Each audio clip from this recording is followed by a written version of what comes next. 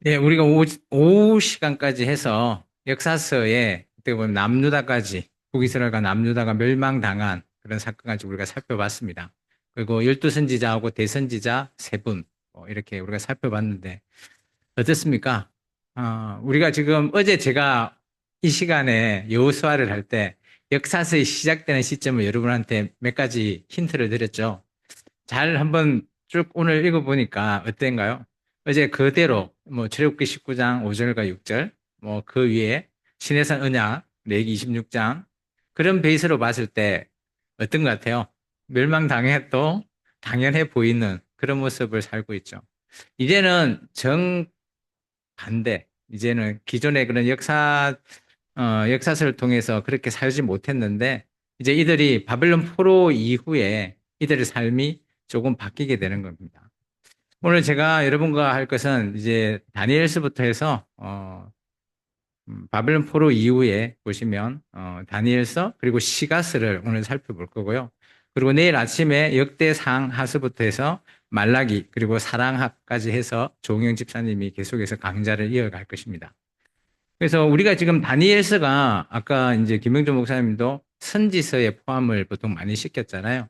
근데 이제 우리 기독교에는 다니엘서가 계시가 있다 보니까 선지서로 이렇게 보통 포함을 시키는데 유대인은 이 다니엘서가 선지서가 아니고 성문서, 거룩한 문서에 포함이 되어 있다는 그런 부분이 우리하고 조금 다릅니다. 그래서 그런 거 보면 우리 기독교인 측면에서는 계시나 이런 쪽에 선지자의 역할로 우리가 다니엘을 해석했다라고 해서 선지서에 넣어놨다라면 유대인들은 전혀 다르게 계시가 중요한 것이 아니라는 거죠. 다니엘서에 내포되어 있는 중요한 그 다른 내용들을 그들은 더 가지고 있다. 그렇게 보시면 좀 좋을 것 같고요. 이들이 바벨론 땅에 이제 포로로 가게 돼서 비로소 깨달은 것들이 있습니다. 한번 읽어볼까요? 왠이 하나님만. 첫 번째요. 예. 바벨론 포로를 가보니, 그죠? 그들이, 그죠? 가나안 땅에서 열심히 섬겼던, 자기들이, 이 정도면 나를, 구원해 주겠지라고 했던 그 신들이 아무 소용이 없었던 거죠. 근데 그때 눈에 보였던 분이 바로 여호와 하나님이셨던 거죠. 두 번째요. 예. 하나님이 세상과 역사의 주인이심을 바벨론 땅에 가서 비로소 깨닫게 되는 겁니다. 이게 이들이 한번 이렇게 나라가 멸망당하고 정말 포로 생활을 하면서 힘들면서 이런 것들을 뼈저리게 느끼게 된 거죠. 세 번째입니다. 바벨론 땅에서 깨닫게 됩니다.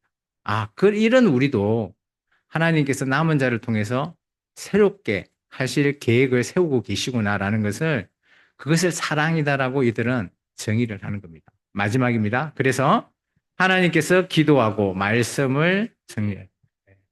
그래서 이 말씀이 정리되어 있는 바벨론 포로 때에 정리되어 있는 문서 이렇게 해서 이것을 크게 봐서 우리가 뭐 거룩한 문서, 성문서에 포함되어 있는데 이것을 또 다른 언어로 단어로 쓰면 지혜 문서라고 얘기하고 있습니다. 그래서 바벨론에서 깨달은 것들을 한번 살펴보면 첫 번째입니다. 우상은 아무것도 아니고 상천하지에 하나님만 유일하시다라는 것이죠. 그러니까 가나안 땅에서 그렇게 열심히 살아보겠다고 다른 신들 우상을 섬겨봤는데 결국은 망하더라라는 거죠. 근데 그때야 돌이켜 보니까 여호와 하나님만이 유일하신 분이다. 유일신 이렇게 그들은 깨닫게 되는 겁니다. 두 번째요. 조상들과 자신들의 큰 죄를 깨달은 거죠. 이들이 이전에는 그죠? 제가 어제 이 시간대 역사서를 하면서 강조한 것이 뭐죠? 교육이 있잖아요. 교육이 안 되다 보니까 이들이 자기 소견을 옳은 대로 살고 자기 뜻대로 살아가는 겁니다.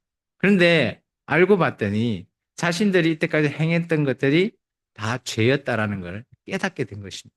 이렇게 깨닫게 되면 이제는 그 죄를 안 지려고 노력을 하겠죠. 그래서 이들이 문서를 정립하고 새로운 이 바벨론 포로 이후에 문서를 에스라라고 하는 학자를 비롯해서 여러 사람들이 그 문서들을 기존에 있던 많은 문서들을 취합하고 모아가지고 이렇게 성경으로 남겼다라는 겁니다.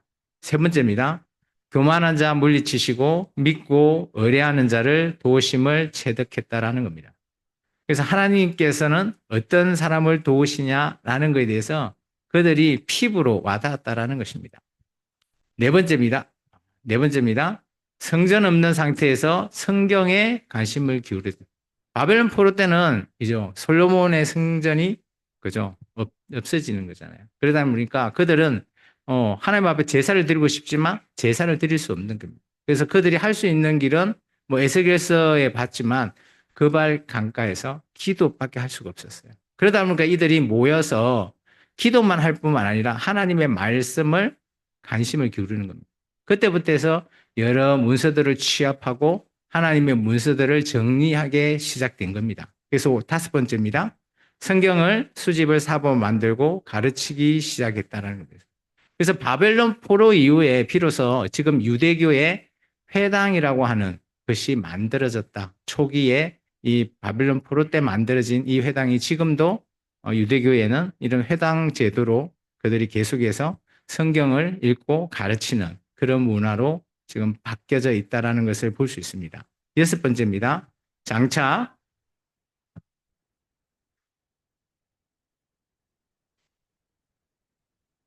정말 이게 중요한 것 같습니다. 이전까지는 그죠?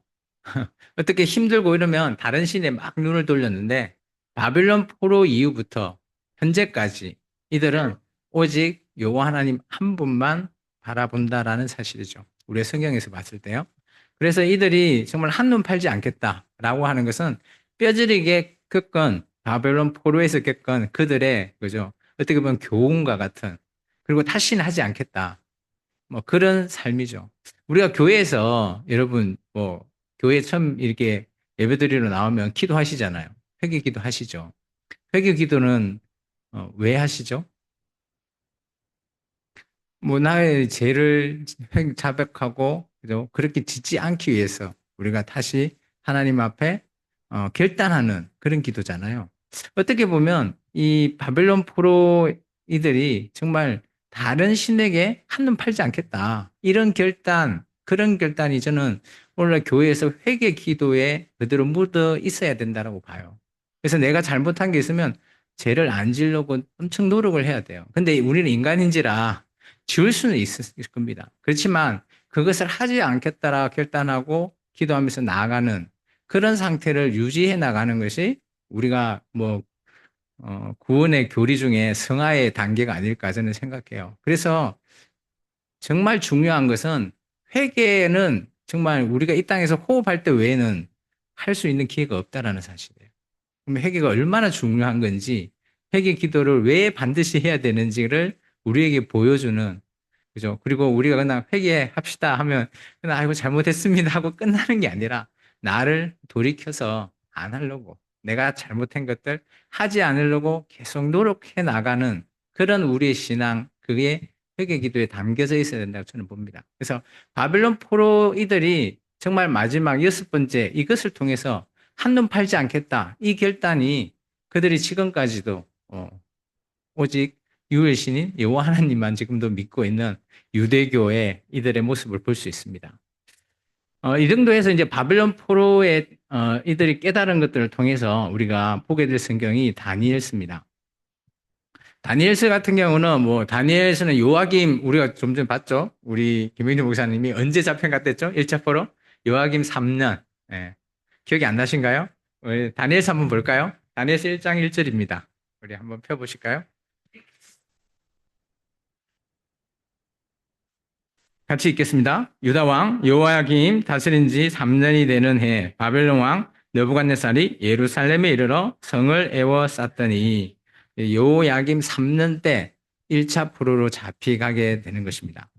이 다니엘서는 어떻게 보면 이들이 포로에서 있다가 다시 가나안 땅으로 돌아가기 전까지 해서 재결합 준비할 수 있는 학교 뭐 이런 표현을 썼습니다.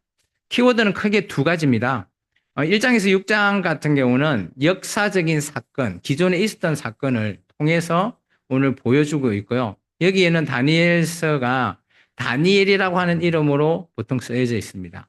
그리고 7장에서 12장은 계시 부분이에요. 이것은 철저하게 다니엘에게 보여준 계시죠. 1인칭 시점입니다. 그리고 여기는 환상이 포함되어 있습니다. 우리 밑에 있는 두 가지, 첫 번째 거 먼저 한번 읽어볼까요? 민수기는 애국 강야에서 레위기 제사 규례를 40년을 반복하면서 가나안 땅에 들어가기 위한 1차 훈련 일지였다. 이 민수기 우리 좀 기억이 떠오르십니까? 민수기 강야 생활에서 그저 40년 동안 강야를 그런 부분이 그들이 했던 전반적인 내용은 그들이 훈련을 통해서 하나님을 경외하기 위함이었잖아요. 한번 떠올려 보십시오. 어제 우리 김명주 목사님이 모세오경하면서 민수기 했던 이런 내용들이 있습니다. 근데 그들이 잘못하고 원망불평했을 때 하나님께서 뭘 하라고 그랬죠? 제사를 통해서 훈련을 시켰습니다. 하나님 앞에 제사를 통해서 그들이 다시 훈련되고 훈련되어서 그죠? 그들 앞에 이런 훈련 일지가 아마 민수기였다면 오늘 다니엘은 2차 훈련 일지라고 봅니다. 밑에 거 읽어볼까요? 다니엘은 열국 강야인 바벨론에서 70년을 율법 전체를 가지고 가나안 땅에 들어가기 위한 2차 훈련 일지라는 겁니다. 그래서 다니엘서는 그죠? 뭐 레위기를 따지고 보면 민수기는 레위기 안에 제사 제도만 열심히 훈련했다면 다니엘서는 레위기 전체 내용 있잖아요. 제사뿐만 아니라 기타 전체 내용을 다 훈련한 일지다. 그래서 아마 훈련도 거의 배 정도 70년이죠. 40년, 70년이니까 그 정도 걸리지 않았을까 보여집니다. 다니엘서는 뭐 그렇게 어렵지는 않는데 여기 안에 나오는 계시나 이런 부분들이 어떻게 해석해야 되는 이런 관점에 따라서 조금 힘들고요. 또 여기에 나오는 여러 가지 뭐 상황이나 이런 것들을 보면 1장에서 6장까지는 참 쉬워요. 우리가 읽었을 때 재미있는 이야기로 읽힐 수 있어요. 그런데 7장 이후부터는 계시, 즉 환상의 부분이기 때문에 해석이나 이런 부분에 있어서 조금 어려움이 있을 겁니다.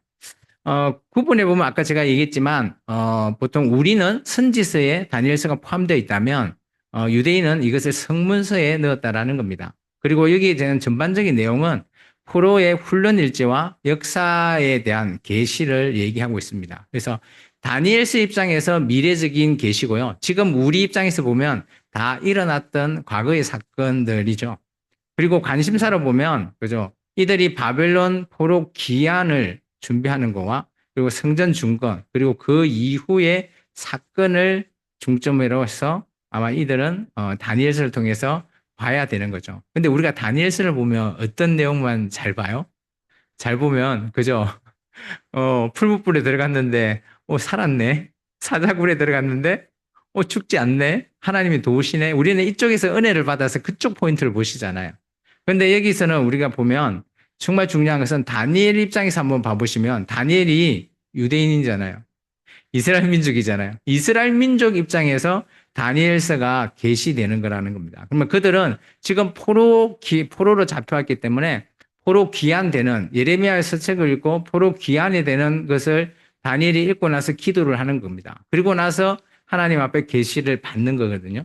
이제 그런 상황들을 보면 이들의 관심사는 그죠? 기존의 그런 기적과 같은 이런 사건이 중요한 것이 아니라 조서에 있었던 중요한 것이 아니라 이들에게는 다시 돌아갈 집, 다시 가나안 땅으로 가고 그곳에서 성전을 중건하고 다시 하나님 앞으로 나아가는 이것이 그들에게는 중요한 관심사라는 거예요. 그래서 따지고 보면 기독교 입장에서는 다니엘서를 우리가 계시에 너무 집중돼 있어서 선지서에 포함했다면 유대인들은 자기들의 관심사는 계시보다는 물론 계시도 중요하지만 자기들은 자기 민족들이 언제 귀환하고 언제 가나안 땅에 가서 어떻게 살 것이냐 이것이 더 포인트라는 겁니다. 그리고 이제 또 오해가 되는 것은 이 다니엘서이 나중에 12장에 보면 봉해라 해서 묵시록이라고 보통 얘기하죠. 근데 이것을 이제 안식교에서는 이제 이 부분을 잘못 해석한 그런 부분들도 조금 있습니다. 이 부분은 나중에 잠깐 언급해 드릴게요. 우리가 아까 이 민수기하고 이 다니엘서를 좀 비교해서 광야의 이런 생활들 40년, 70년을 좀 비교 한번 해봤습니다. 그래서 광야 생활을 할 때 민수기 광야에서는 그들이 볼 수 있는 여지가 뭐예요? 광야에 아무것도 없잖아요. 오직 하나님만 바라보는 대상, 그 훈련입니다. 이에 반해서 바벨론은 어떻습니까? 제국이잖아요. 화려하잖아요. 그리고 많은 이방신들이 있습니다. 우상들이 있습니다. 그곳에서 하나님을 한 분만 바라보는 훈련이에요. 어떤 것이 쉬울 것 같아요? 민수기 강령 훈련이 훨씬 쉬운 거예요. 두 번째는 뭐 따라서 뭐 훈련 기간도 차이가 날 수밖에 없고요. 그리고 훈련생 수도 광야에 들어갔던 1세대 뭐 60만 3,550명 뭐 이 정도 되는데 60만 명 되는데 오늘 바벨론에 포로로 잡혀갔던 물론 더 많이 잡혀갔겠지만 우리 아까 예레미야서 혹시 마지막 52장인가요? 그게 보시면 남은 자 얘기 나오잖아요. 몇 명이요? 4,600명. 그래서 하나님이 이 4,600명을 통해서 훈련하시겠다라는 것이죠. 그래서 그런 보는 관심사가 조금 다릅니다. 그리고 환경을 제가 좀 전에 얘기했고요. 그리고 훈련의 내용은 바벨론, 민수기 강야에서는 물, 먹거리, 이런 것 때문에 원망, 불평이 이제 하나님 앞에 순종으로 바뀌었다면 바벨론은 전혀 먹거리나 이런 것들이 문제가 안 돼요. 먹는 게 넘쳐나 있죠. 마치 우리와 같지 않나요? 그런데 정말 중요한 것은 종교도 많아요. 그러면 내가 뭘 택할 것이냐? 자기의 정체성이죠. 결단, 확신이 중요하다는 거죠. 지금 우리가 대한민국이 종교 자유 아니에요? 누구나 나가서 나 뭐 불교 믿겠다 하면 누가 뭐 탄압하십니까? 안 하잖아요. 내가 기독교 믿고 교대에 나가겠다 하면 누가 뭐 물론 싫은 소리는 할 수 있겠죠. 그렇지만 탄압은 받지 않잖아요. 이제 그런 걸 보면 바벨론에서의 생활은 자기의 정체성을 드러내고 그것을 해 나가는 것이 얼마나 힘든 건지 보여주는 거예요. 기독교인들이 이렇게 교회에서 잘 다니다가 조금 그죠? 서로 마찰이 있고 좀 안 좋은 또 목회자의 모습을 보면 교회를 그 교회를 떠나는 건 좋아요. 그런데 떠나서 다른 교회를 가서 하나님을 그죠? 섬기면 좋은데 아예 하나님을 버려버려요. 그렇지 않나요? 참, 여기에서 말하는 자기의 정체성, 이런 확신이 정말 어떻게 보면 바벨론의 이스라엘 민족의 그들에게 겪어 있는 그런 환경과 너무 비슷해 보인다라는 겁니다. 그리고 훈련을 보면, 그죠? 광야에 있었던 이들 세대는 뭐냐, 제사를 열심히 하나님 앞에 드리면서 하나님을 경외하는 훈련만 했었다라고 보시면 되지만, 바벨론에서 자기의 정체성을 드러내고 하나님 앞에 자기의 모든 것들을 다 이렇게 지킬 수 있는 훈련, 보면 바벨론에서의 생활이 훨씬 더 힘들었다라는 것이죠. 그렇다면 우리가 우리가 다니엘서지만 다니엘도 여기에 포함되어 있는 한 사람이죠. 이 다니엘의 사역을 한번 보면 처음에 1차 포로 기한이 1차 포로로 잡혀갔는데 이 포로라고 하기보다는 좀 볼모 비슷하게 잡혀갔어요. 보면 뭐 귀족이라든지 왕의 자제 이런 사람들만 잡혀간 거거든요. 다니엘이 처음에 바벨론에 잡혀갔을 때는 음식 문제가 가장 큰 문제가 되었습니다. 이게 어떻게 보면 이제 음식 문제를 통해서 그죠? 자기의 정체성을 드러내고 있는 겁니다. 그 당시에 음식은 이들이 이제 볼모로 잡혀왔다 보니까 왕이 먹은 음식, 이제 근데 그 음식이 그들의 신에게 바쳐졌던 음식이죠. 물론 왕이 손에 안 댈 수도 있지만 신에 바쳐진 음식을 알고 실제 이제 이들이 먹는 음식이 뭐 양고기 이런 거였을 거예요. 우리 같이 뭐 돼지고기를 준다거나 이러진 않았을 것 같고. 그런데 그 음식에 대해서 우상에게 바쳐진 거라 오늘 다니엘이 거부하는 거잖아요. 근데 그것을 통해서 오늘 음식 문제를 해결했던 다니엘. 그리고 두 번째는 또 이들의 이름이 또 문제가 됩니다. 그죠? 다니엘 같은 경우는 어떻게 보면 이스라엘의 이름이죠. 히브리어인데 오늘 보면 그쪽에서 일방적으로 너 이름 바꿔 해서 베드사살이라고 이름을 해주잖아요. 마치 우리나라 일제강점기 때 같은 거죠. 그죠? 각각의 이름을 일본식 이름으로 다 창씨 개명시켜버린 겁니다. 그럴 때도 오늘 다니엘은 어떻게 불리지기를 원해요? 나는 베드사살이 아니고 다니엘이라고 해요. 그러다 보니까 나중에는 못 말리니까 다른 사람이 다니엘을 부를 때 뭐라고 불러요? 베드사살인 다니엘아. 이런 이름으로 부르잖아요. 이게 자기는 다니엘이라고 안 불러주면 아마 아는 새도 안 하지 않았을까? 뭐 그런 생각을 좀 드는 것 같습니다. 그리고 어느 정도 요직에 올라갔을 때는 이게 이제 자기 친구들 이게 두라평지에 있었던 그 큰 사건 있잖아요.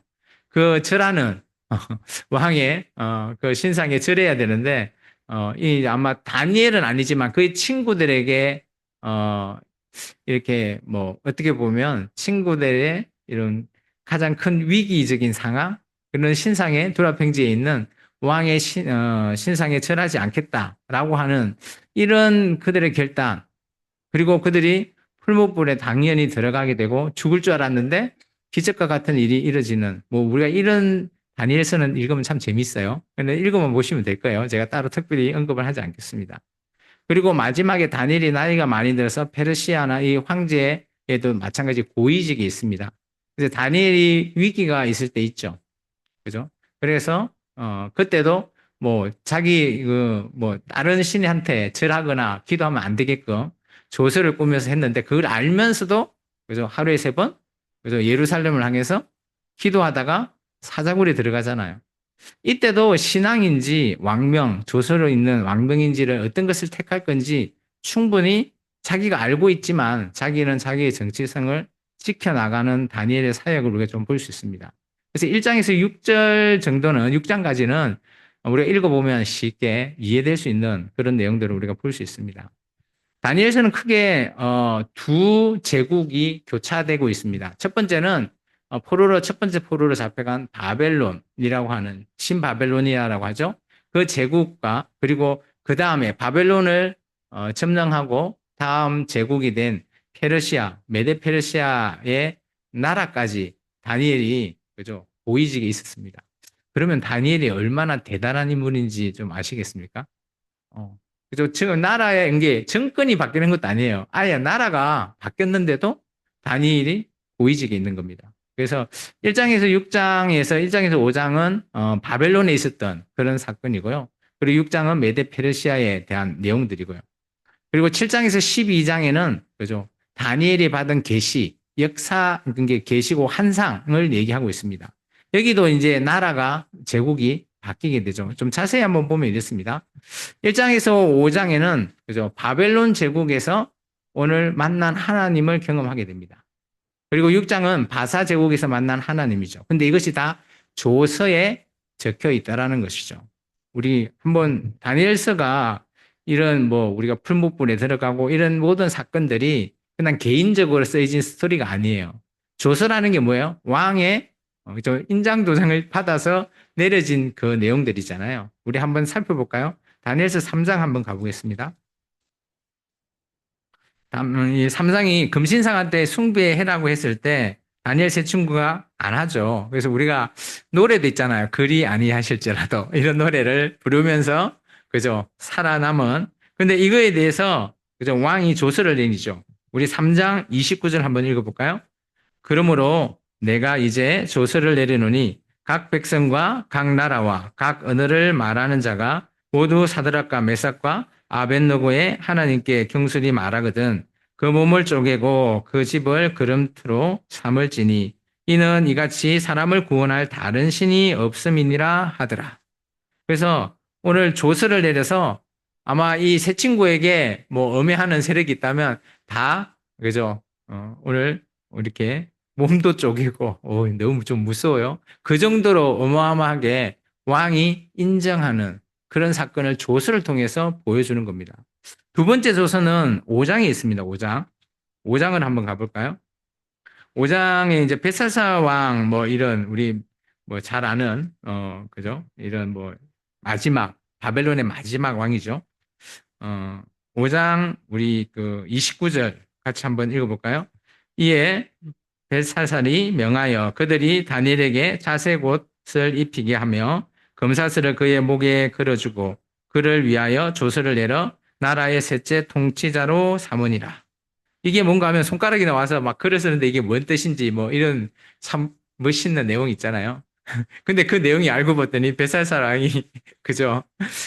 겨울에 달았는데 미랑이야. 예, 미달. 뭐 그런 표현을 하면서 그러면서 오늘 다니엘을 또 높여줬다라는 것을 조서로 통해서 우리에게 보여주는 겁니다. 그리고 이제 나라가 좀 바뀌죠. 바사, 메데 페르시아 제국 때에 또 이제 우리가 잘 아는 사자굴에 들어가는 다니엘입니다. 그 사건이 끝나고 난 다음에 그죠? 또 조서를 내리거든요. 우리 6장입니다. 6장 25절이죠. 같이 한번 읽어볼까요? 이에 다리오 왕이 온 땅에 있는 모든 백성과 나라들과 언어가 다른 모든 사람들에게 조서를 내려 이르되 원하건대 너희에게 큰 평강이 있을지어다. 그러면서 조서를 내리노라 하면서 26절 쭉 하면서 그죠? 다니엘의 신을 내가 더 인정한다. 뭐 이런 식으로 조서를 내리는 거예요. 그러면 여호와 하나님을 높여지는 거죠. 혹시 이제 우리가 역사서 할 때 하나님께서 그죠? 출애굽기 19장 5절 6절 중에 두 번째 키워드가 뭐였죠? 제사장의 나라잖아요. 그것을 제대로 하지 못하다 보니까 하나님이 플랜을 바꾸시죠. 아, 이스라엘 나라를 통해서 하나님이 하고자 하는 계획이 이루어지지 않으니까 하나님께서 판을 바꾸셔 버리잖아요. 그러면서 제국 위에 오늘 이 이스라엘 민족을 고위직에 놔서 그 모든 것들을 판을 좌지우지하게끔 그렇게 바꿔버리는 그런 내용이죠. 그래서 오늘 보면 메데페르시아 왕까지도 다니엘이 했던 이런 모든 것들을 인정하고 그들의 하나님을 오늘 인정하는 그런 조서까지 내리는 그 정도다 이렇게 볼 수 있습니다. 그리고 우리가 여기 보면 1장에서부터 6장은 다 조서로 이렇게 포함이 돼서 기록됐잖아요. 그러다 보니까 경험 그리고 과거에 있었던 그런 내용들을 실제적으로 객관적으로 이렇게 쓰여졌다라고 볼 수 있습니다. 그래서 여기를 보면 다니엘이라고 하는 이름으로 다 쓰여집니다. 근데 7장부터는 다니엘이 그죠 환상을 봅니다. 계시 환상을 보는데 이게 이제 대부분 다니엘이 환상으로 받고 기도하고 하는 그런 내용들이 다 포함이 되어 있습니다. 근데 처음에는 다니엘이라고 쓰다가 도저히 글을 쓰다가 조금 답답했는지 나 다니엘이라고 하면서 그다음부터는 그냥 다니엘 3인칭 시점을 쓰지 않아요. 근데 이스라엘 민족의 글쓰기를 보면 자기를 보통 칭할 때 우리 같으면 1인칭으로 쓰잖아요. 근데 대부분 그 이스라엘 민족의 글쓰기 특징은 3인칭으로 쓴다고 합니다. 그래서 본인이 나다라는 걸 하지 않고 3인칭으로 쓰는데 오늘 다니엘은 뭐 그렇게 3인칭을 쓰다가 7장 이후부터는 나 다니엘 이런 식으로 쓰여지거든요. 한번 볼까요? 7장 1절 한번 잠깐 우리가 6장까지 봤으니까 7장 1절 보시면 그죠? 바벨론 벨사살 왕 원년에 다니엘이 그의 침상에서 꿈을 꾸며 머릿속에서 환상을 받고 그 꿈을 기록하며 그 일의 대략을 진술하니라. 여기 다니엘이 이렇게 써놨잖아요. 근데 그러면 계속해서 다니엘이 해야 되죠. 근데 우리가 조금 넘겨볼까요? 넘겨서 15절 한번 가보십시오. 이제 이게 뭔가 하면, 꿈을 꾼 거, 환상을 꿨는데, 이제 이걸 해석하는 부분이에요. 이제 그것을 글을 쓰는데, 15절 같이 한번 읽어볼까요? 나 다니엘이 중심에 근심하며 내 머릿속에 환상이 나를 번민하게 한지라. 꿈을 꿨는데 이게 뭐지 하다가 한번 고민하다가 다니엘이 써야 되는데 도저히 안 되겠다 해서 나 다니엘 이제 나 1인칭 시점으로 바꾼 거예요. 왜냐 본인이 꾸었으니까 이제 그런 형태로 이렇게 좀 바뀌어 있다 그런 것을 우리가 좀 볼 수 있습니다. 근데 대부분 이 다니엘 7장부터 12장에 나와 있는 이 계시는 철저하게 다니엘의 개인적인 그죠 기도입니다.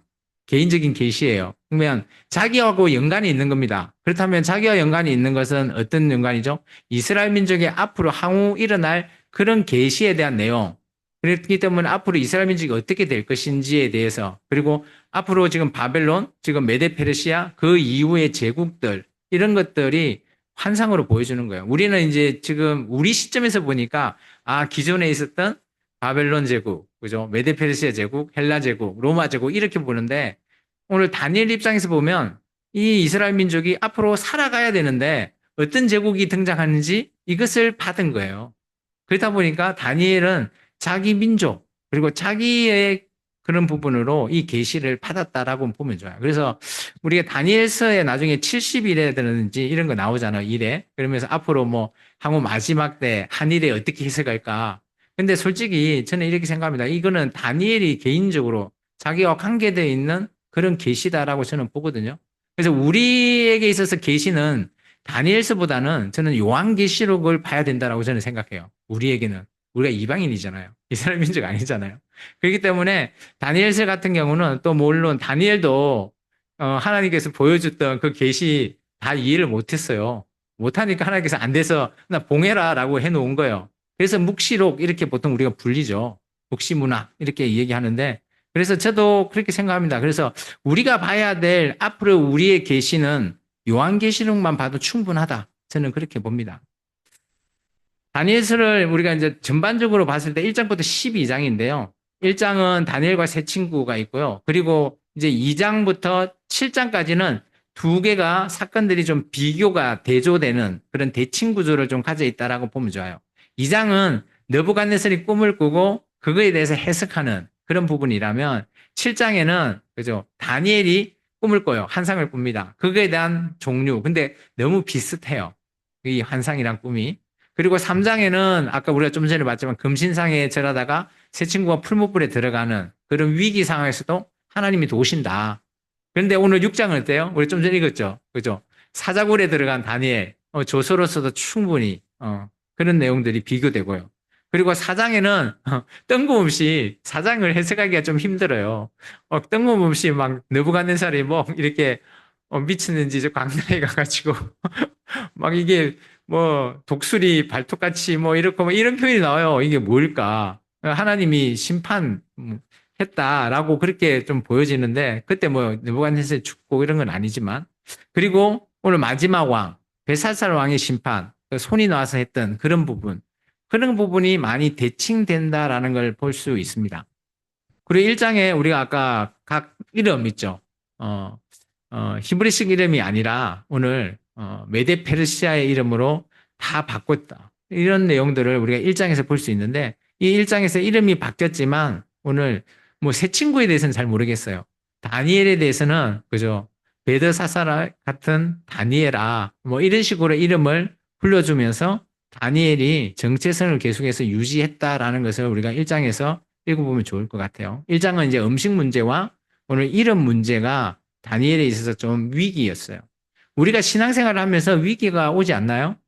그죠? 직장 다니시는 분 계시잖아요. 회식하면 어떻게 해요? 술 드세요? 따라주면 사장님이 와, 한 잔 받아 수고했어 라고 하면 어때요? 가서 받아야 되는 거 아니에요? 사장님 앞에 가서 사장님 저 교회 다녀서 못 먹습니다. 그렇게 하시나요? 근데 요즘은 그렇게 꼰대 분은 안 계시는 것 같아요. 저 같은 경우도 직장을 다녔거든요. 저도 회사 생활을 좀 했습니다. 회사 생활을 했는데 저도 예수 믿기 전에 회사 생활을 했고요. 예수 믿고 나서도 회사 생활을 했어요. 저는 좀 바꿨어요. 저는 제가 좀 전에 얘기했지만 제가 회사 생활을 하면서 교회 다닌다.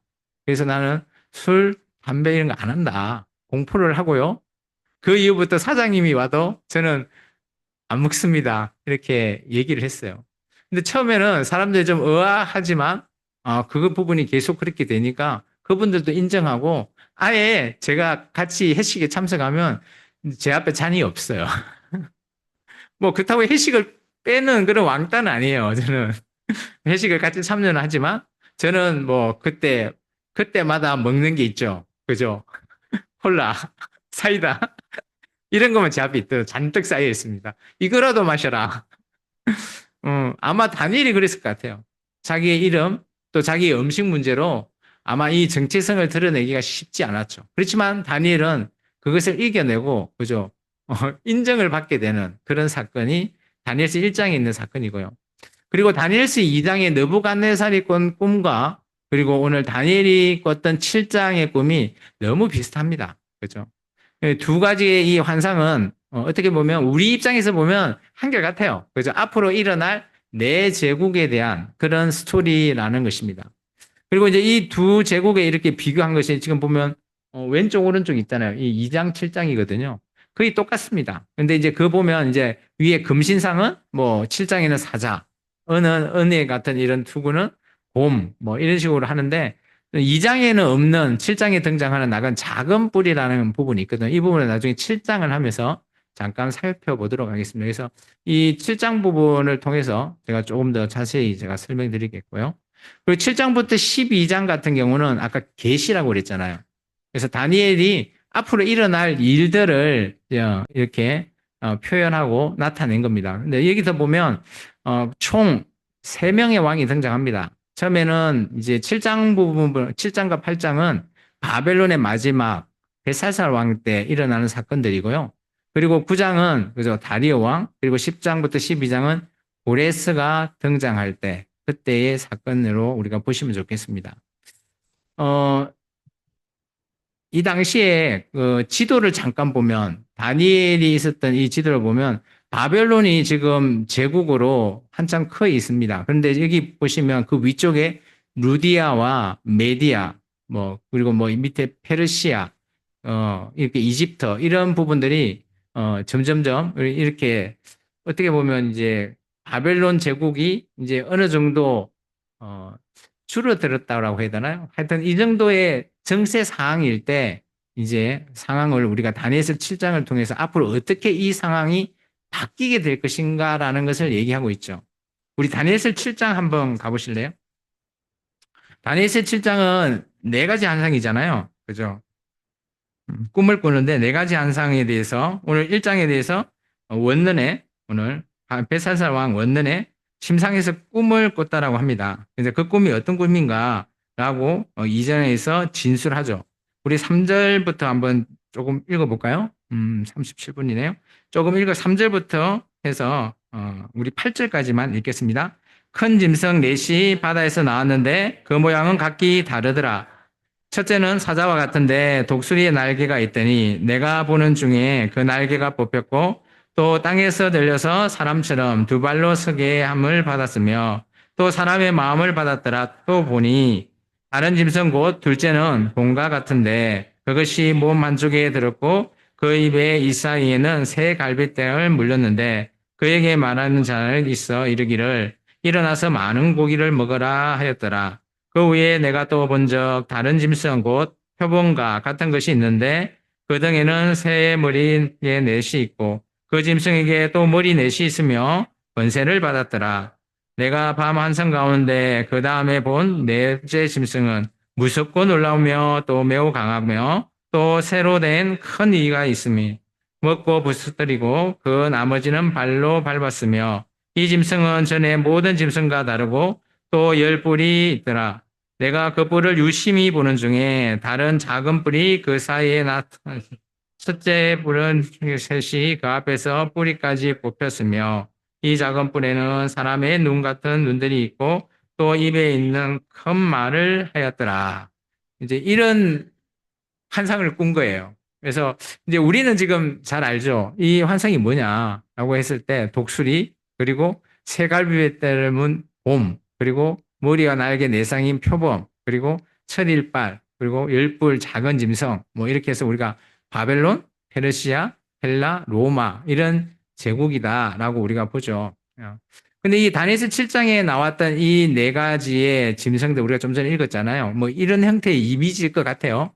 요즘 인터넷 보면 이미지를 또 잘 올려놓고 또 AI한테 이미지 이렇게 만들어 달라면 또 잘 만들어 줍니다. 뭐 이런 거는 뭐 크게 살펴보시면 될 것 같고요.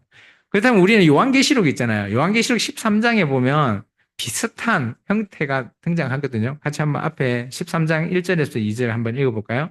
내가 보니 바다에서 한 짐승이 나오는데 뿔이 열이요 머리가 일곱이라 그 뿔에는 열 왕관이 있고 그 머리들에는 신성 모독하는 이름들이 있더라. 내가 본 짐승은 표범과 비슷하고 그 발은 곰의 발 같고 그 입에 사자입 같은데 용이 자기의 능력과 보좌와 큰 권세를 그에게 주었더라. 그죠? 용이 바다에서 오른 짐승한테 권세를 주는데 그 바다에서 오른 짐승에 여러분 이 방금 봤죠? 이 하나의 짐승인데 막 그죠? 표범도 있고요. 곰발바닥, 사자입. 여러분 한번 상상해 보십시오. 이거로 AI한테 그려달라라고 하니까 어떤 모양이 나왔을 것 같아요? 이런 모양이 나왔네요. 이런 모양?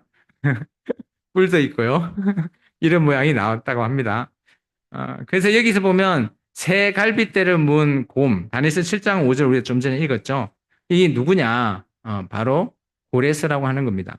이 고레스 같은 경우는 아까 이제 바벨론 제국이 거의 이제 끝나갈 정도 시점에 오늘 이 고레스가 메디아의 그 당시 뭐 군대 대장을 하고 있던 할파고스와 함께 이렇게 고레스가 조인을 해서 그죠?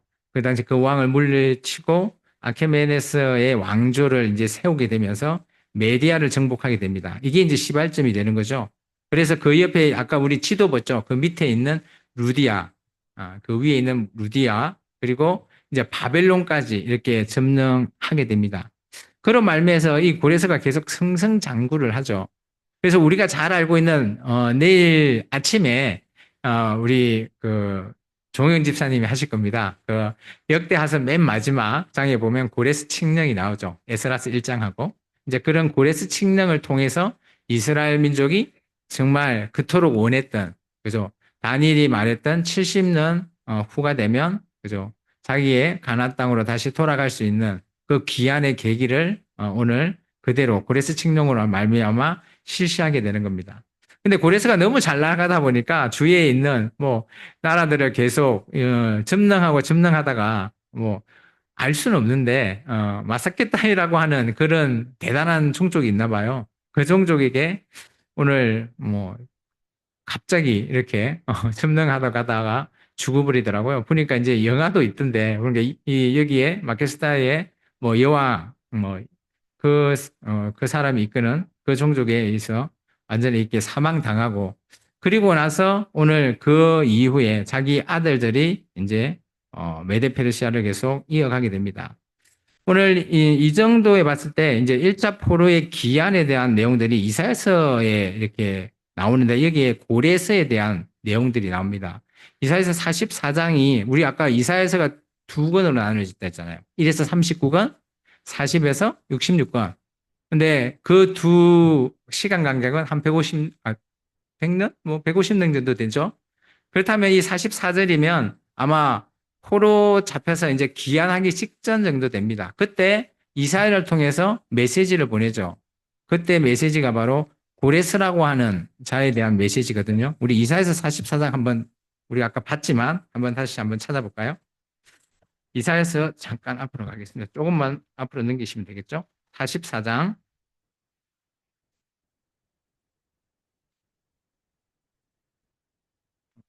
24절부터 보면 이제 한 사람이 이렇게 등장합니다. 우리 24절부터 그냥 45장은 좀 기니까요. 44장까지만 읽겠습니다. 24절에서 28절까지만 읽을게요. 내 구속자요 모태에서 너를 지어 나 여호와가 이같이 말하노라. 나는 만물을 지은 여호와라. 홀로 하늘을 폈으며 나와 함께 한 자 없이 땅을 펼쳤고 헛된 말을 하는 자들의 징표를 폐하며 점치는 자들을 물리치게 하며 지혜로운 자들을 물리쳐 그들의 지식을 어리석게 하며 그의 종의 말을 세워주며 그의 사자들의 계획을 성취하게 하며 예루살렘에 대하여 이르기를 거기에 사람이 살리라 하며 유다 성읍들에 대하여 중건될 것이라. 내가 그 황폐한 것을 복구시키리라 하며 기품에 대하여 이르기를 마르라. 내가 강물들을 마르게 하리라 하며 고레스에 대하여 이르기를 내 목자라. 그가 나의 모든 기쁨을 성취하리라 하며 예루살렘에 대하여 이르기를 중건되리라 하며 성전에 대하여 내 기초를 놓지 하는 자다. 오늘 잘 보시면 황폐했던 예루살렘이 다시 중건되고 회복되는데 그때 사용된 하나님의 목자라는 표현을 쓰죠. 누굽니까? 바로 고레스라는 거죠. 이게 어떻게 보면 1차 포로 기한에 대한 제2 이사야의 메시지 선포죠. 이로 말미암아 이런 모든 것들이 좀 다 이어져 있다라고 보시면 좋겠습니다. 영상 하나 볼게요.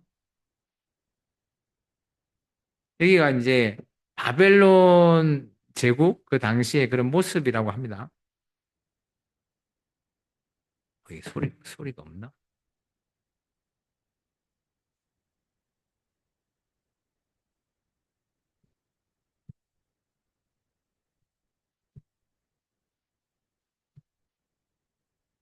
이 소리가 원래 없는 것 같네요.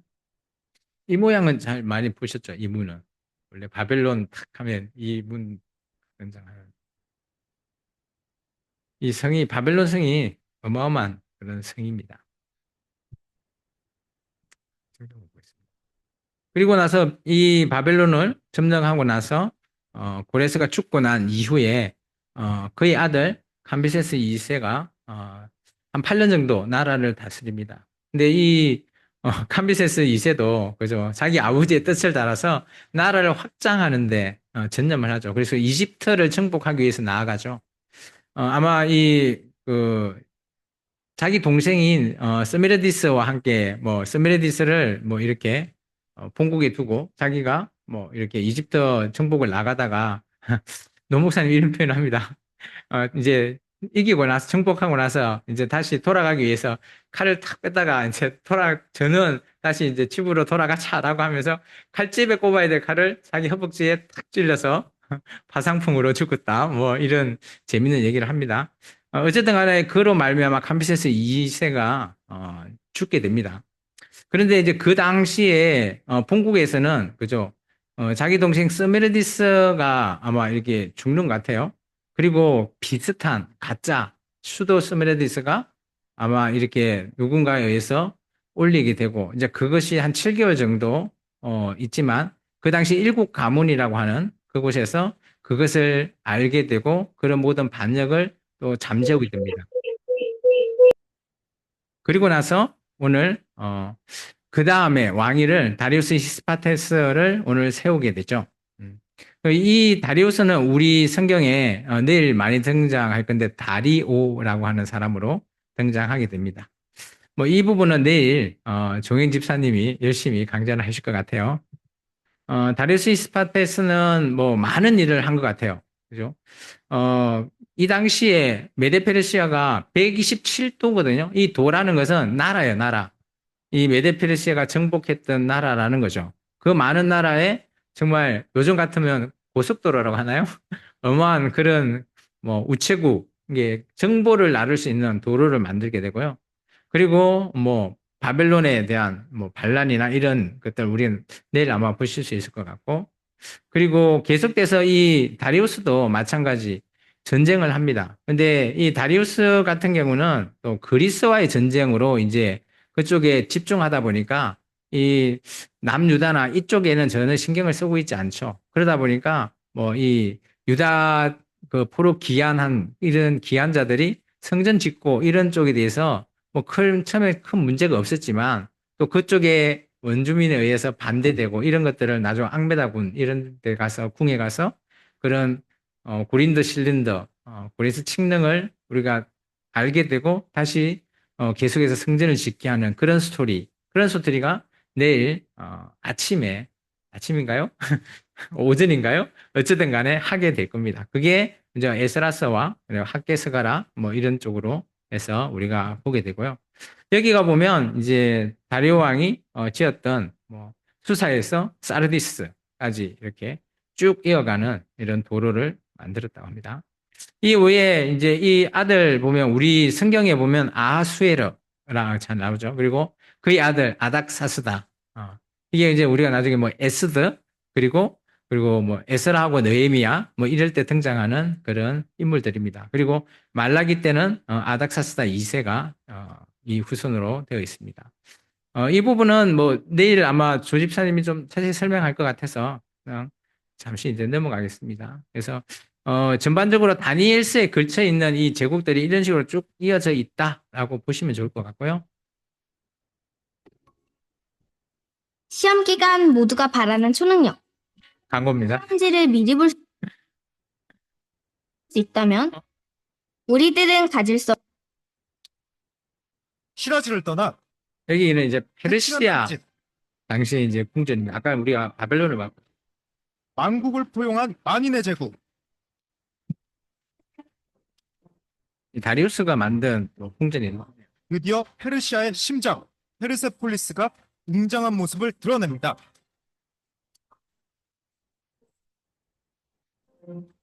이란인데 혹시 이란 갔다 오신 분이 2500년 전 세워진 고대 왕국 페르세폴리스.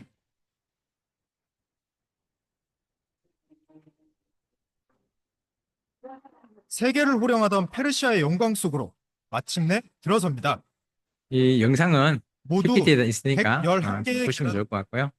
그 이후에 이제 페르시아가 이후에 이제 우리가 잘 알고 있는 헬라 제국이 등장하죠. 알렉산더가 등장하게 됩니다. 그래서 페르시아 정복 전쟁으로 해서 다니엘서 8장이 헬라 제국에 대한 내용이거든요. 다니엘서 8장 한번 잠깐 볼까요? 8장에 보면 1절에 보시면 그죠?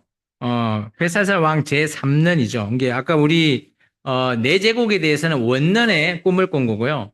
여기 8장은 이제 3년이 지났습니다. 이때 환상을 봤습니다. 이 환상에 대한 내용들을 우리 5절부터 쭉 나오거든요. 그래서 5절부터 8절까지만 한번 읽어볼까요? 내가 생각할 때 한 염소가 서쪽에서부터 와서 온 지면에 두루 다니되 땅을 닿지 아니하며 그 염소의 두 눈 사이에는 현저한 뿔이 있더라. 그것이 두 뿔 가진 순양 곧 내가 본 바 강가에 있었던 양들에게로 나아가되 분노한 힘으로 그것에게로 달려가더니 내가 본즉 그것이 순양에게로 가까이 나아가서는 더욱 성내어 그 순양을 쳐서 그 두 뿔을 꺾었으나 순양에게는 그것을 대적할 힘이 없으므로 그것이 순양을 땅에 엎드러뜨리고 짓밟았으나 순양을 그 손에서 벗어나게 할 자가 없었더라. 순념소가 그리 스스로 심히 강대하여 갔으니 강성할 때 그 큰 뿔이 꺾이고 대신하여 현저한 뿔 넷이 하늘 사방을 향하여 났더라. 9절까지만 읽을게요. 그 중 한 뿔에서 또 작은 뿔 하나가 나서 남쪽과 동쪽과 또는 영화로운 땅을 향하여 심히 커지더니 여기 보면 이제 순양, 여기서 말하는 순양은 페르시아를 얘기합니다. 그리고 이 순념소가 바로 헬라를 얘기합니다. 여기 보면 이제 이 순념소가 잘하죠. 잘하다가 갑자기 강대한 뿔이 꺾여버렸다고 8절에 얘기하잖아요. 순념소가요. 꺾이고 나서 뿔이 4개로 나눠집니다. 이게 이제 알렉산더 대왕의 밑에 군인 4명을 얘기하고 있죠. 그 부분을 우리가 이제 조금 있다가 이걸 좀 볼 건데요. 그리고 이제 이 부분 순장과 순염소에 대한 부분은 이렇게 봐서 4개 제국이 이렇게 분열하게 되는 것을 우리가 좀 볼 수 있고요. 보시면 실제 네 장군이 등장합니다. 그리고 이제 카산드라, 리시마크스, 그다음에 셀루쿠스, 톨레미로 해서 네 장군이 각각 뭐 이집트라든지 이 시리아, 그리고 본토, 그리고 여기 그쪽에 이렇게 네 개를 등장하게 되는데 우리 성경에서는 꼭 봐야 될 부분이 두 왕조죠. 그가 바로 톨레미와 셀루쿠스 부분입니다. 이 두 나라가 그죠? 150년간의 전쟁을 하게 됩니다. 그래서 이 150년 전쟁의 딱 가운데 낀 나라가 바로 이스라엘이라는 거죠. 근데 이로 말미암아 이들이 엄청난 고통을 겪게 되죠. 이게 바로 다니엘서 10장과 11장에 나오는 내용들이에요. 그래서 9장 이후에 보시면 71회 이후에 이 내용들을 설명하고 있습니다. 이 부분은 지금 원래 신구약 중간사 때 이런 막 얘기를 많이 하는데요. 저는 좀 간단하게만 제가 얘기를 좀 하고요. 그리고 이 당시에 그러면 이스라엘 민족은 누구가 이렇게 대적하고 있는지를 우리가 좀 봐야 되잖아요. 이 당시에는 이 하스몬이라고 하는 그죠? 정말 중요한 거는 이게 있습니다. 안티오코스 4세 에피파네스가 그죠? 성전에 들어와서 그때는 이제 스룹바벨 성전이겠죠? 그 성전에 들어가서 멸망에 가정한 것 혹시 기억나시나요? 그 첫 번째 했던 왕 므낫세 남유다의 므낫세 왕 때 멸망에 가정한 것을 세웠잖아요. 그거에 대한 것들을 오늘 계속해서 이때 다시 한 번 더 안티오코스 에피스 4세가 그 성전에서 돼지피를 뿌리면서 이렇게 했던 그런 내용들이 있습니다. 근데 이 세력들을 물리치기 위해서 오늘 그죠? 마카비 뭐 이런 혁명을 통해서 이 하스몬 왕자가 남유다에 이렇게 계기도가 있습니다. 이 부분은 성경에는 등장하지 않지만 이스라엘 신학교에 가보고 이러면 이런 부분은 공부를 합니다. 그래서 어떻게 하고 있는지 이런 내용들을 우리가 좀 살펴볼 수 있을 것 같고요. 그리고 네 번째 왕조는 로마 제국입니다. 로마 제국 같은 경우는 우리가 계시록에 등장하고 있어요. 그래서 마지막 날 계시록 하실 때 계시록 17장에 보면 그죠? 일곱 산, 여인 뭐 이런 표현들이 있습니다. 그 당시에 이제 로마의 그런 부분들을 설명하고 있고요. 그리고 로마 제국을 뭐 함대를 기띔이라는 표현을 쓰고 있어요. 이것이 놀랍게도 민수기 24장에도 등장하고 있고요. 다니엘서 11장에도 보면 이 기띔이라고 하는 이런 표현을 쓰고 있어요. 그러면서 이 당시에 로마가 최고의 그죠? 영광을 평화를 누리고 있죠. 그래서 팍스 로마나 이런 표현을 하고 있습니다. 근데 정말 중요한 것은 로마 제국이 왜 우리에게 중요하냐면 예수님 시대 때가 바로 로마 제국의 그런 부분이기 때문에 이들에게 항시 그죠? 뭐 총독이 우리가 잘 아는 총독 있지 않습니까? 누굽니까? 그 사도 신경 안 하세요? 빌라도잖아요. 그래서 그런 총독 파송 뭐 이런 부분들이 다 로마와 연관이 있는 거예요. 그래서 이런 제국에 대한 내용들도 우리가 좀 파송을 좀 볼 수 있습니다. 그래서 로마 제국에는 그런 자체적으로 보면 헤롯 왕가와 에세네파, 뭐 사두개파, 바리새파 이런 것을 우리가 성경을 통해서 복음서로 많이 익숙하잖아요. 이런 부분들이 로마의 식민지로서 살아가고 있을 때 그런 모습들을 좀 보여주고 있습니다. 이때도 저항 세력들이 꼭 있습니다. 그 예수님 시대 때, 그죠? 둘씩 짝지어 나왔을 때 열심당원하고, 그죠? 그리고 로마의 친로마파, 뭐 이런 식으로 제자를 이렇게 갖다 붙여놓는 예수님, 뭐 이런 부분도 우리가 복음사 할 때 아마 김영준 목사님이 좀 언급하실 수도 있을 것 같아요. 그래서 로마 제국이 네 번째 제국, 이 정도로 우리가 좀 보면 좋을 것 같습니다. 어, 여기가 이제 나중에 바울이 로마로 들어갈 때 이렇게 로마로 입성하게 되는 뭐 그런 길이라고 해요. 지금도 이 길이 아직까지도 있어서 좀 뭐 유명하다고 합니다. 여기는 로마인데요. 이 부분은 아마 명준 목사님이 보여주실지 모르겠는데 로마에 대한 그런 전경이에요. 근데 로마에 가보신 분 있을까요?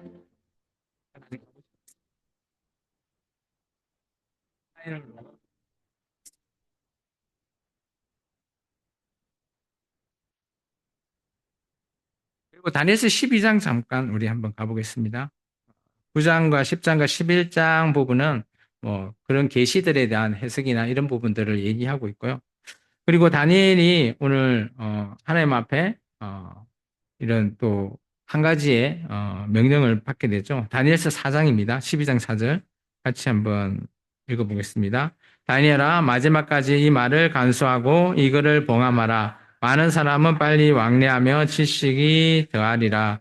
뭐 이 부분이 다니엘이 뭐 10장과 11절에 있던 이런 해석이나 이런 부분들 그런 부분에 대한 내용인데 다니엘도 아마 이 부분을 제대로 깨닫지 못한 것 같아요. 그래서 보시면 우리 다니엘서 좀 더 12장 8절 한번 보시면 내가 듣고도 깨닫지 못한지라 이런 표현이 계속 있어요. 그래서 하나님께서 12절에 보면 그가 이르되 다니엘아 갈지어다 이 말을 마지막 때까지 간수하고 봉함할 것이니라 라고 하죠. 그래서 이 다니엘서를 아마 이 이후에 다니엘의 이 계시의 내용을 우리에게 적어는 넣었지만 그거에 대해서 더 이상 알려고 하지 않았죠. 그래서 10절과 13절의 내용들은 뭐 일의 이런 날짜를 통해서 이것을 깨달을 수 있는 누군가가 나타나게 될 것이다라는 것이죠.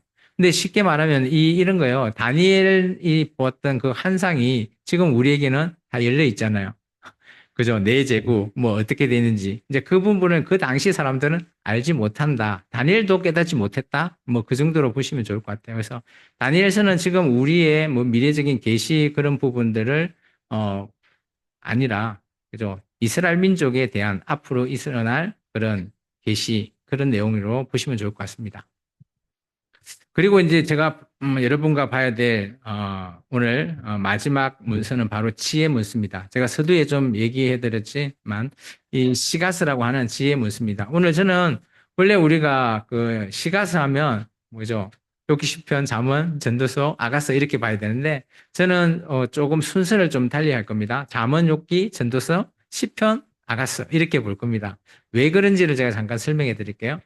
아까 우리 바벨론 포로 때 그들이 성경을 수집하고 문서를 수집했다잖아요. 그리고 그들이 썼던 그런 모든 그런 문서를 지혜 문서라고 제가 얘기했습니다.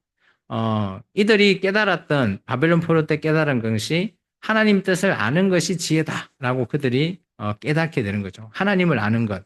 이게 하나님의 뜻을 깨닫는 그런 자세가 바로 지혜다라는 것으로 그들이 알게 되고 이들이 문서를 집대성하게 되고 편집하게 되고 또 문서를 모아서 후대에게 남기기 위한 그런 문서를 만들기를 시작한 거죠. 그래서 바벨론 포로 전과 후가 완전히 조금 이들 이스라엘 민족에 있어서는 좀 많이 다른 그런 차원이라고 보면 좋습니다.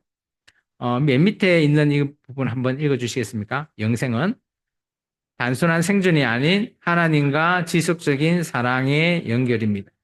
우리가 영생의 의미라고 하는 것은 죽음을 넘어서 하나님과의 관계가 끊어지지 않는 이어지는 관계를 영생이라고 이들은 생각하게 되고요.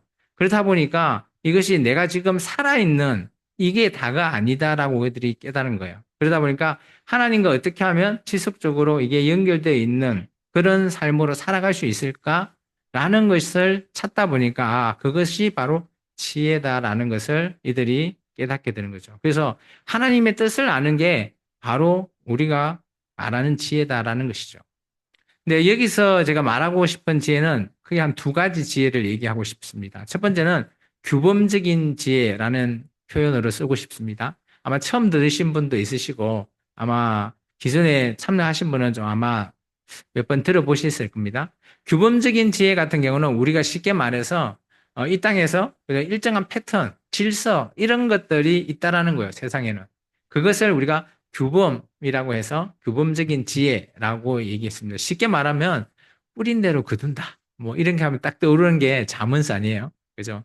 이게 질서가 있고 뭐 자연에 보면 해가 뜨고 해가 지고 이게 우리가 할 수 있는 일은 아니지만 이런 패턴들이 있고 계절 지금도 추워지고 겨울 되면 춥고 여름엔 더워지고 이런 것들을 얘기하고 있죠.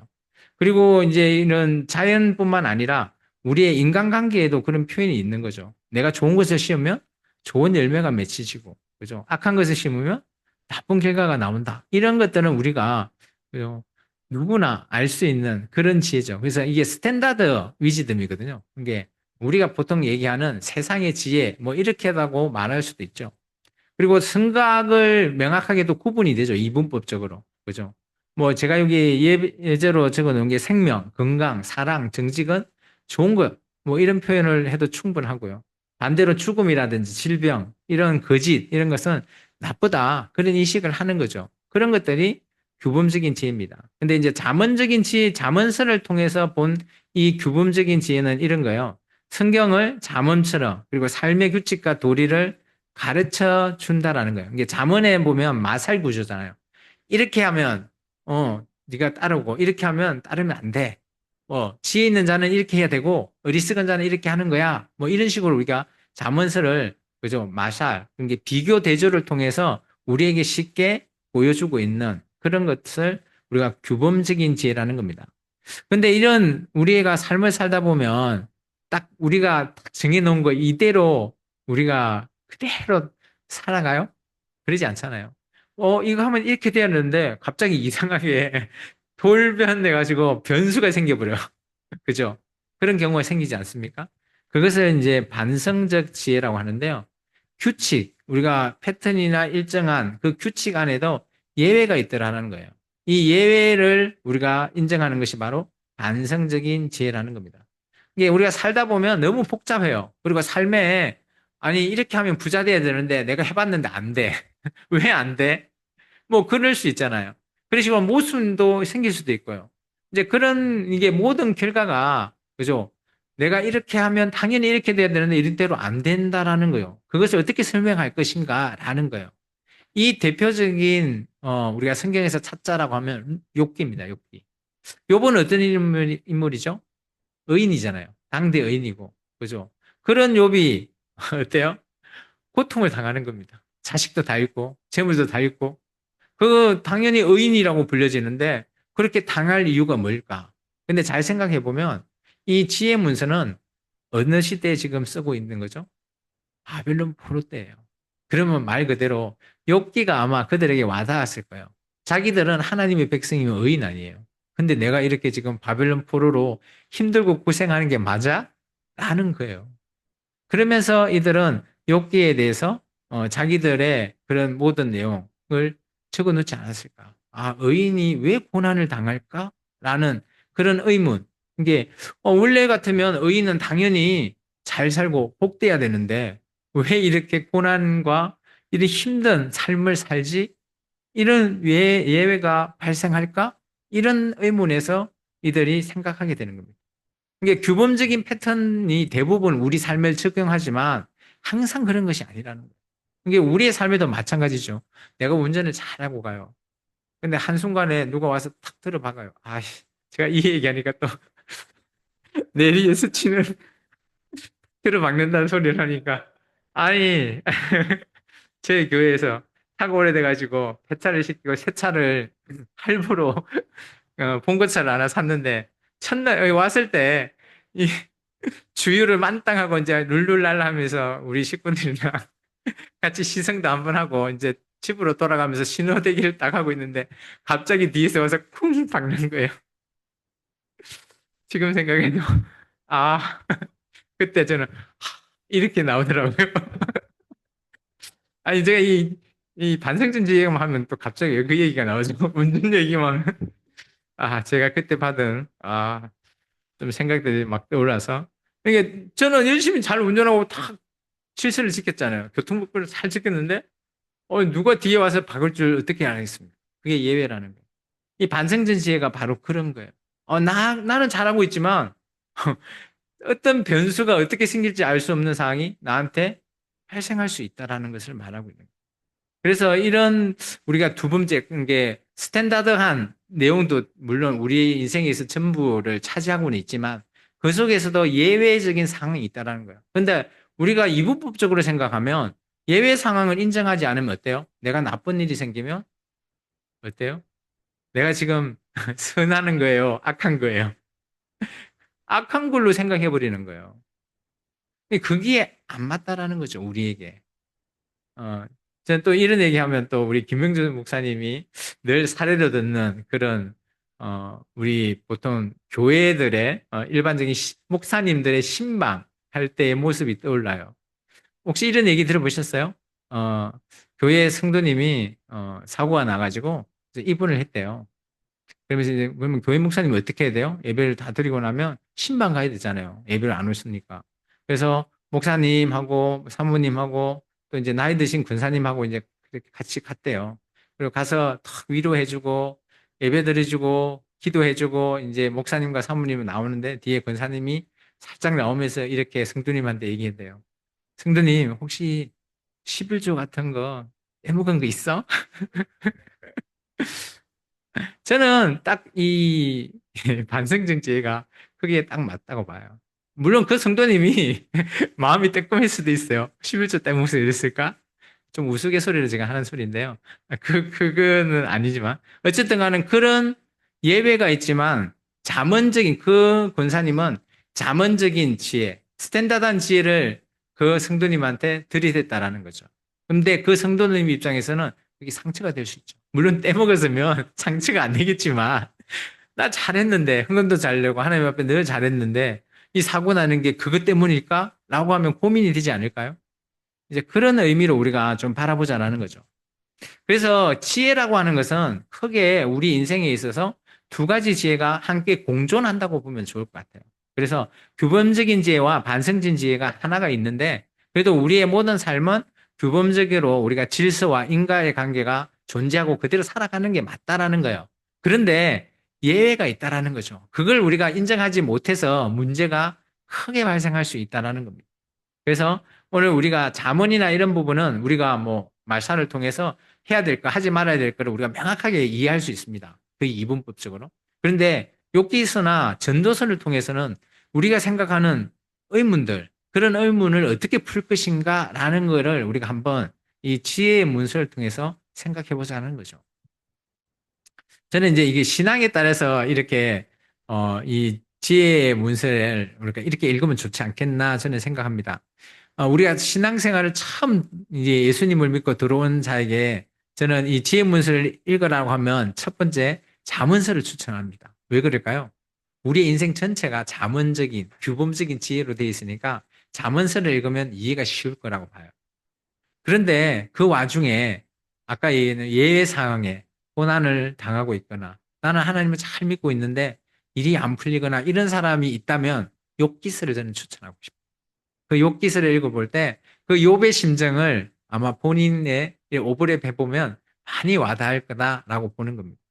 이게 고통 속에서도 질문할 수 있죠. 제가 하나님을 잘 믿고 하나님을 사랑하는데 왜 저 같은 사람이 이렇게 고난을 당해야 됩니까?에 대한 해답을 찾을 수 있을 것 같아요. 그리고 나서 또 우리가 이런 얘기를 하죠. 사람들이 많이 우울하거나 그럴 때, 그죠? 내가 지금 살아가고 있는 게 맞는가? 내가 왜 이렇게 살고 있지? 여긴 어디? 나는 누구? 이런 생각을 하시는 분이 있을 수 있어요. 그런 사람들에게는 전도서를 좀 추천합니다. 전도서 안에 통해서 물론 뭐 전도자의 그런 생애가 담겨 있는 내용들이긴 하지만 우리가 이제 전도서를 조금 다르게 저는 해석할 거예요. 해변이 헛되고 헛되니 이걸 해석을 좀 저는 다르게 할 건데 어떤 이런 것을 통해서 삶과 죽음 이런 것을 좀 성찰해 볼 수 있는 그런 내용들이 좀 되었으면 좋겠어요. 그래서 정말 부적절한 적용은 고난받고 있을 때 잠언적인 지혜를 탁 들이내면 맞지 않는다라는 거예요. 그죠? 그리고 어린 신앙인에게 그죠? 욥기서나 전도서 같은 이런 걸 들이내면 아, 신앙생활 하기 힘들 것 같네요.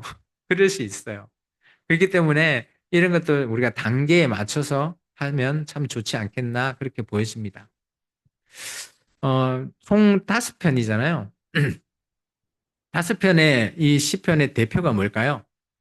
바로 우리가 이제 이 시가스의 대표하면 시편이잖아요. 예수님이 이렇게 말씀하셨죠? 그죠?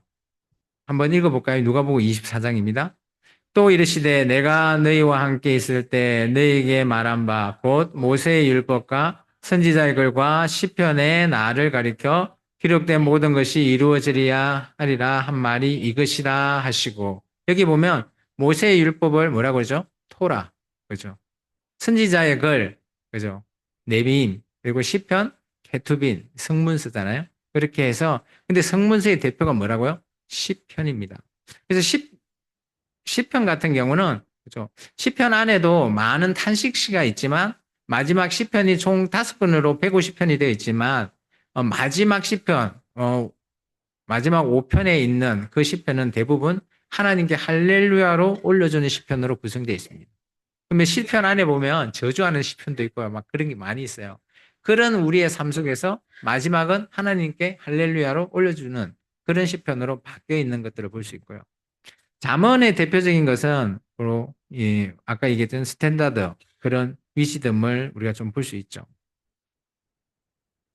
잠언 1장 1절에서 6절입니다. 같이 한번 읽어볼까요? 다윗의 아들 이스라엘 왕 솔로몬의 잠언이라. 이는 지혜와 훈계를 알게 하며 명철의 말씀을 깨닫게 하며 지혜롭고 공의롭게 정의롭게 정직하게 행할 일에 대하여 훈계를 받게 하며 어리석은 자를 슬기롭게 하며 젊은 자에게 지식과 건신함을 주기 위하여 지혜 있는 자는 듣고 학식을 더할 것이요 명철한 자는 지략을 얻을 것이라. 잠언과 비유와 지혜 있는 자의 말과 그 오묘한 말을 깨달으라. 이게 잠언의 목적은 이거예요. 깨닫는데 뭘 깨달을까요? 지혜롭게, 공의롭게, 정의롭게, 정직하게 행하는 것. 그래서 잠언서를 보면 비교 대제가 돼 있어서 내가 깨달을 수 있게끔 모든 말을 쉽게 해석하고 있습니다. 그러면 아까 이게 스탠다드 위즈덤이잖아요. 반대로 예외, 반성적 지혜는 욥기입니다. 욥기 3장 20절 한번 볼까요? 어찌하여 고난당하는 자에게 빛을 주셨으며 마음이 아픈 자에게 생명을 주셨는고 이러한 자는 죽기를 바라도 오지 아니하고 땅을 파고 숨긴 보배를 찾음보다 죽음을 구하는 것을 더하다가 무덤을 찾아 얻으면 심히 기쁘고 즐거워하나니 이게 뭔가 하면 자식 다 잃고 몸에 막 나가지고 막 끓고 있는 상황 그냥 안 태어났으면 더 좋겠네. 근데 죽여 주십시오라고 하는 상황이죠. 여기서 왜 어찌하여 나를 고난당하게 하는가라는 겁니다. 그냥 죽는 게 낫다라는 표현을 하는 겁니다. 그래서 욥기 같은 경우는 예외적인 그런 상황들을 우리가 욥기를 통해서 좀 볼 수 있고요. 그리고 전도서 같은 경우는 사랑을 비교할 때 그죠? 뭐 살아보다 보니까 헤아려는 새로운 것이 없다. 우리 전도서 1장 말씀이죠. 그죠? 그래서 모든 것들이 새로운 게 없는 것 같다라는 그런 표현을 하는 반면에 이 사랑에 대한 따분함 뭐 이렇게 얘기하고 있습니다. 반대로 아가스는 어때요? 정반대. 열렬한 사랑. 이런 사랑 하고 싶어. 그래서 너를 사랑하는 것은 마땅한 것이다. 라고 하면서 아가스의 표현 이렇게 5가지 정도로 우리가 좀 볼 수 있습니다. 그렇다면 오늘 하나님의 절대 주권과 하나님의 선하심 그리고 우리 인간이 살아가는 의무 그리고 우리가 지금 규범을 지키잖아요. 그런 지키는 그런 인식 그리고 선과 악의 구분 이런 것들을 아까 두 지혜 있잖아요. 스탠다드 에디션과 그다음에 예외적인 반성적인 그런 위즈덤이 어떻게 구분이 될까라는 부분을 좀 정리를 해봤거든요. 어려운 건 아니에요. 제가 아까 얘기했던 거 그대로 포함되어 있어요. 하나님의 절대 주권은 하나님이 무조건 모든 것들을 운행하시잖아요. 그죠? 창조 질서 이런 것들이 충분히 우리가 뭐 저녁이 되면 그죠? 해가 뜨고 아침이 되면 달이 뜨고 아침이 되면 해가 뜨듯이 이런 부분은 좀 우리가 예측 가능한 겁니다. 자문적으로 봤을 때. 그런데 하나님이 그죠? 이런 패턴을 초월도 하시죠. 성경에 보면 여러분 그래요. 제가 여호수아 할 때 제가 얘기하지 않았지만 여호수아 할 때 여호수아가 그죠? 전쟁하면서 달아 멈추라 뭐 이거 할 때 얼마나 멈췄을까요? 이게 이런 패턴을 초월하시는 그런 분도 오늘 하나님이시다라는 것을 우리가 좀 볼 수 있는 거예요. 이런 상황으로 오늘 우리가 규범적인 지혜와 반성적인 지혜를 좀 보면 좋겠어요.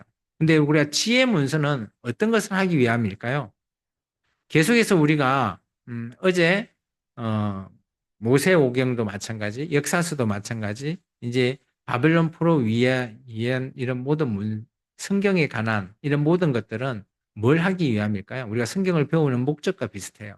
바로 김영주 목사님이 처음 우리가 개론할 때 쓴 것 같은데 기억이 조금 안 나시죠? 안 나시는 게 당연한 겁니다. 바로 경외라고 하는 단어를 쓴 거 혹시 기억나시나요? 경외는 두 가지 뜻이 있다고 그랬죠. 첫 번째, 그것도 기억이 안 나신가요? 두려워한다. 그죠? 하나는 존경스러워하는 그런 뜻을 가지고 있습니다. 저는 그래서 이 잠언적인 지혜가 잠언욥기, 전도서, 시편, 아가서는 경외에 대한 하나님을 경외하는 이게 지혜다라는 측면에서 봤을 때 잠언은 그죠? 하나님의 경외에 대한 우리의 규범 그리고 욥기는 그 속에 우리에게 예외와 같은 난제가 있다라는 거죠.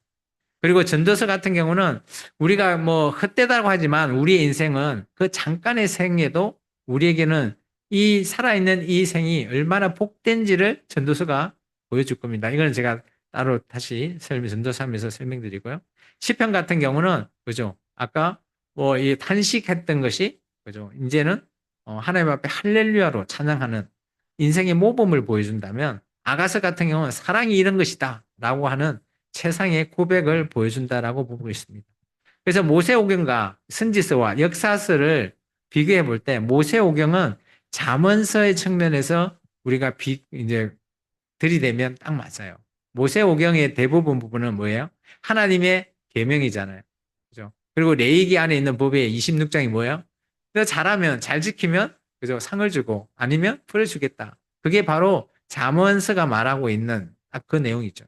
선지서 같은 경우는 뭡니까? 선지서는 바로 이들이 제대로 하나님 뜻대로 안 사니까 선지자를 보내서 야 돌아와라 하면서 계속 보내주잖아요. 메시지를 보내죠. 마찬가지 욥기가 그런 경우죠. 우리가 인생을 살아갈 때 우리가 맞다라고 하지만 그게 아니다라는 것을 깨닫게 해주는 거예요. 그리고 우리의 인생이 욥기와 같이 난제가 있을 수 있다라는 겁니다. 역사서 같은 경우는 그죠?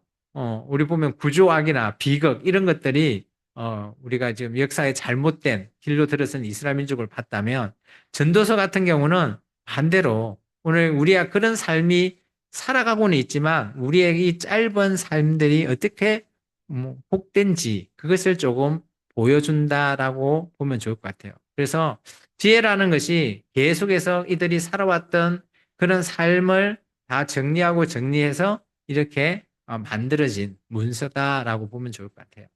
우리 이제 20분이거든요. 한 10분 쉬었다가 우리 잠언서부터 아가스까지 보도록 하겠습니다. 감사합니다.